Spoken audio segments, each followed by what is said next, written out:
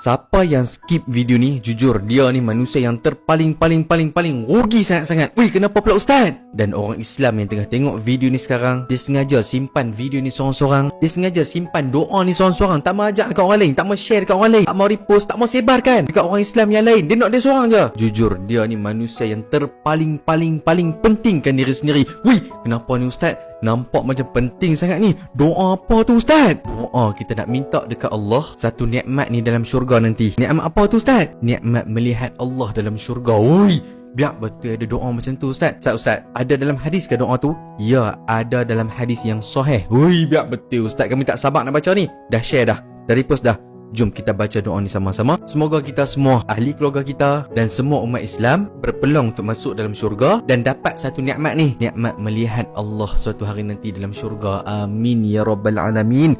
Komen amin kat bawah. Tengok skrin, kita baca doa ni sama-sama nah. Okey, ikut sama-sama nah. Saya baca pelan-pelan satu persatu. Waktu saya berhenti tu, time tu ikut nah.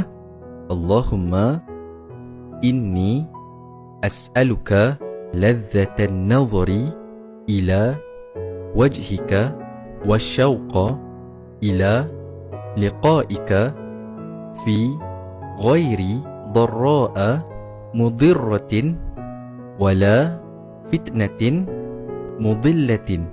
Amin ya rabbal alamin.